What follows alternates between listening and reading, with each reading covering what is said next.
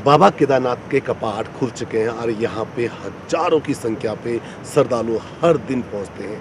हमारे साथ यहाँ पे बाबा बर्फानी और ललित महाराज जी हैं, जो कि यहाँ पे 24 घंटे पूरे साल भर यहीं रहते हैं, इनका यहाँ पे आश्रम है।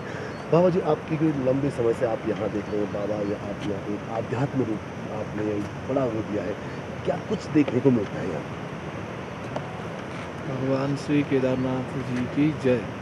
उत्तरम यद हिमाद्रिश्चैव समुद्रश्चैव दक्षिणम वर्षम तद भारतम नाम भारतीय यात्र संतति। अर्थात समुद्र से दक्षिण पर्यंत हिमालय पर्यंत इस भूभाग में रहने वाले सभी जो इस ज्ञान रूपी संस्कृति का पालन और पोषण करते हैं, ऐसे सभी लोग भारतीय हैं। उन सभी भारतवासियों को वर्ष 2024 की यात्रा, जो हिमालयी परिक्षेत्रों में जितने भी देवस्थान हैं, पंच केदार, पंच बद्री, पंच प्रयाग और चार धाम, मैं सभी का सहृदय हार्दिक स्वागत एवं अभिनंदन है। देव सत्ता की ओर से, ऋषि सत्ता की ओर से, संत समाज की ओर से, तो सभी का हार्दिक हार्दिक अभिनंदन है।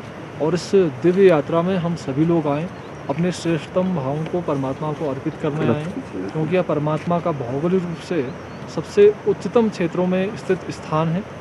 और यहाँ की प्राकृतिकता का ध्यान रखें, अपनी संस्कृति का पालन करें। यदि हम किसी देवस्थान पर आ रहे हैं तो देवता के अनुकूल बनकर आएँ कि यहाँ आने का हमको समग्र लाभ मिल सके। ऐसा हमारा जीवन हो, ऐसा हमारा आदर्श हो, जिससे हमारा परिवार में मांगलिक जीवन व्यतीत हो और समाज को हम अच्छा दिशा निर्देश दे सकें। यह हमारा कर्तव्य है, क्योंकि हम भारतीय हैं। भारतीय हम केवल इस क्षेत्र में रहने से नहीं होंगे, हम अपने सनातन संस्कृति का संवहन करने से ही हम भारतीय कहलाएंगे। और जब ये धर्मो रक्षति रक्षता, जो धर्म की रक्षा करता है, धर्म भी उसकी रक्षा करता है। यह बात हमको ध्यान में रखना है। बाबा जी, क्योंकि केदार पूरी ये केदार वैली है, यहाँ का पत्ता पत्ता यहाँ पे शिव रूप में देखने को मिलता है।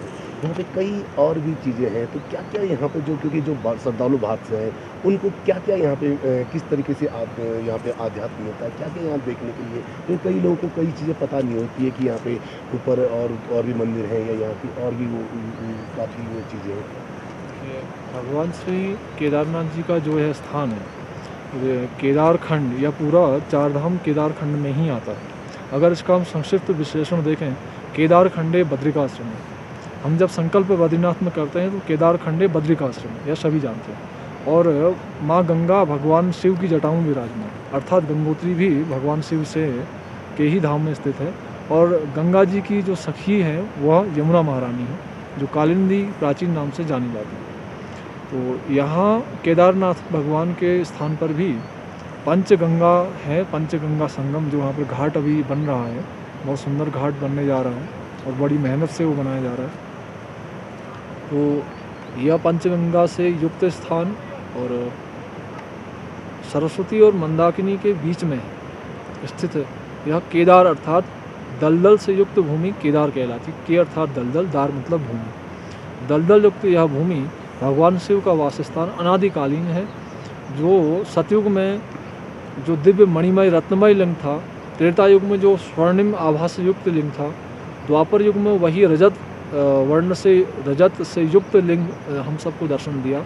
और हमारे पाषाण युक्त हमारी विचारधारा, हमारी जड़वत विचारधारा, जड़वत चेष्टाएँ, या कहें कि हम सबकी योग्यता के अनुरूप भगवान ने वर्तमान समय में हमको शिला रूप में अर्थात पाषाण लिंग के रूप में दर्शन देने का यह क्रम शुरू किया है। यह हम सबकी योग्यता का परिणाम है। बाबा जी, यहाँ पे कुछ कुंड भी हैं जिनकी काफ़ी मान्यता है, लेकिन नहीं पता लोगों को होता, तो क्या कुछ इन कुंडों के बारे में कुछ जानकारी है? जी बिल्कुल, यहाँ पर पहले उदक कुंड थे। उदक कुंड के जल का जो मार्जन करता था उसका कहते, यह पौराणिक उपाख्यान में आता है कि उदर में उसका जाना पुनः होता नहीं, इसलिए उसको उदक कहते हैं। तो वह भी अभी अस्तित्व में नहीं रहा, आपदा से क्षतिग्रस्त हो चुका है। हंस कुंड, जहाँ पर पितरों का तर्पण करने से यह कहा जाता था कि हंस की भांति वह व्यक्ति मुक्त हो जाता है। हंस अर्थात एक मुक्त, यानी कि हंस हमारे पंछियों में श्रेष्ठतम स्थान पर आता है। तो इसलिए उस कुंड का नाम हंस कुंड था, जो अभी भी अपने मूल स्वरूप को प्राप्त नहीं हो पाया। और भगवान श्री केदारनाथ के ठीक पीछे, जहाँ से उनके जो निर्माल्य युक्त जो जल प्रवाहित होता है, चढ़ा हुआ जल, वहाँ पर एक अमृत कुंड है, भगवान शिव को चढ़ा हुआ जल अमृत के समान ही है, वह जल भी वहाँ पर विराजमान है।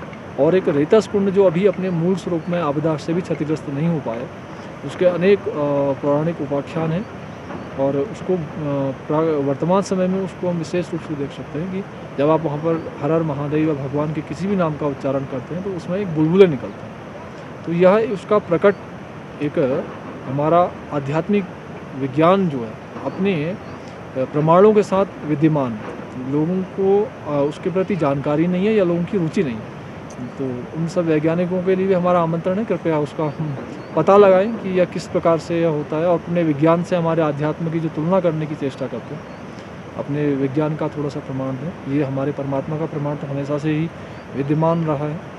तो इस प्रकार से यह जो कुंड थे अभी यहाँ पर पूर्ण रूप से विराजमान नहीं, जिसमें से केवल एक ही कुंड अभी अपने पूर्ण अस्तित्व में विराजमान है, रेतस कुंड, जो भैरव जी के थोड़ा सा नीचे है। भैरव जी जब आप जाते हैं तो बाएं हाथ की तरफ थोड़ा नीचे रहता है, जो वर्तमान में पुल वहाँ पर बनाया गया है, तो सरस्वती नदी के बाईं तरफ। महाराज जी, आपने भैरव मंदिर की बात कही, तो ये भी माना जाता है कि भैरव मंदिर के बिना पूजा अर्चना के आपकी पूजा अर्चना अधूरी मानी जाती है, तो क्या है ये? भगवान भैरव भगवान शिव के क्षेत्रपाल, जिस प्रकार नारायण के द्वार पर जय विजय दो द्वारपाल रहते हैं, उसी प्रकार भगवान शिव के जो गण हैं उन्हीं के अंश से प्रकट हैं। पांचवा अवतार भगवान शिव, जो अपनी शक्ति भैरवी सहित विराजमान रहते हैं। तो यहाँ पर भूखंड भैरव, अर्थात इस भूखंड के जो क्षेत्रपाल हैं वो भूखंड भैरव कहलाते हैं। तो ये हर क्षेत्र का अपना अपना नाम है। जैसे महाकाल में काल भैरव विद्यमान है, काशी में भी काल भैरव मंदिर का है, अलग अलग विधान से युक्त है। तो बाबा केदार के जो रक्षक हैं भगवान श्री भैरवनाथ जी हैं, जो यहाँ की रक्षा करते हैं, और वह उनका प्रभाव जो साधक उस स्तर पर पहुँचता है तो भगवान उसकी योग्यता के अनुसार उसका महत्व प्रकट करते हैं और उसको अनुभव भी कराते हैं। महाराज जी, एक चीज़ और पूछूंगा, यहाँ पे बासुकी ताल भी है, काफ़ी मतलब थोड़ा दूर भी है, लेकिन वहाँ भी काफ़ी लोग जाते हैं। क्या कुछ उसकी मान्यता है? क्या कुछ लोग उसको देखें, क्योंकि वहाँ पहुँचते तो हैं ट्रैकिंग के लिए एक उस पर पहुँचते, लेकिन अगर हम बात करें आध्यात्मिक की तो कई लोगों को पता नहीं होती है। जी बिल्कुल। केदारनाथ के पश्चिमी छोर पे, जहाँ केदारनाथ में सूर्यास्त, जहाँ से सूर्य अस्तांचल की ओर जाते हैं, जहाँ केदारनाथ में हम स्पष्ट रूप से देख सकते हैं, वहीं पर वासुकी ताल विद्यमान है। त्रेता युग के प्रारंभ में जब समुद्र मंथन हुआ था तो वासुकी नाग अत्यधिक उसमें श्रम से परेशान हो गए थे, जिनका शरीर काफ़ी थक चुका था। तो क्योंकि उनका वहाँ पर समुद्र मंथन में मथानी के साथ रस्सी का उपयोग किया गया था, मंदरांचल जिसमें मथानी बने थे, नागराज वासुकी रस्सी के रूप में विराजमान थे। तो समुद्र मंथन पूर्ण होने के पश्चात जब वासुकी नाग बहुत अधिक थक गए तो उन्होंने भगवान शिव ने कहा कि वर मांगिए कि आपने हमारे इतने पुनीत, इतने सृष्टि के सृजन में, इस सृष्टि के परम कल्याण के कार्य में आपने जो हमें सहयोग दिया है, तो आप हमसे वर मांगे। तो वासुकी नाग ने उनसे प्रार्थना की भगवान शिव से कि वासुकी कंठभूषण वो भगवान शिव के एक रूप से कंठ में भी रहते हैं। तो स्थूल रूप से उन्होंने कहा कि हमें वह वर चाहिए कि हम दीर्घ काल तक विश्राम पा सकें और जहाँ में कोई विघ्न बाधा न पहुँचे। तो भगवान शिव ने कहा कि केदार क्षेत्र में पश्चिम तट पर जो हमारा ताल है, वहाँ पर आप दीर्घ काल तक विश्राम करें। और वहाँ पर भी उस ताल की गहराई आज तक कोई नाप नहीं पाया। जो वैज्ञानिक गए उनके मीटर जो हैं वो वहाँ पर रुक जाते हैं और गहराई समाप्त नहीं होती। तो वहाँ साक्षात वासुकीनाग का स्थान है। और उन आने वाले सभी जो पर्यटन की गतिविधियों से भी आते हैं, हम उनसे कहते हैं कि आप आध्यात्मिक गतिविधियों का पालन भले ही न करें, लेकिन हमेशा से उन क्रियाकलापों से, उन कार्यों से बचें जो हमारी परम मतलब मर्यादाओं के खिलाफ है। अच्छा महाराज जी, क्योंकि अब आप देख ही रहे हैं कि हजारों की संख्या में, लाखों की संख्या में यहाँ केदारनाथ धाम में श्रद्धालु पहुँचते हैं। किस तरीके की अपील आप करना चाहेंगे कि श्रद्धालु क्या कुछ करके आए, किस तरीके से आए?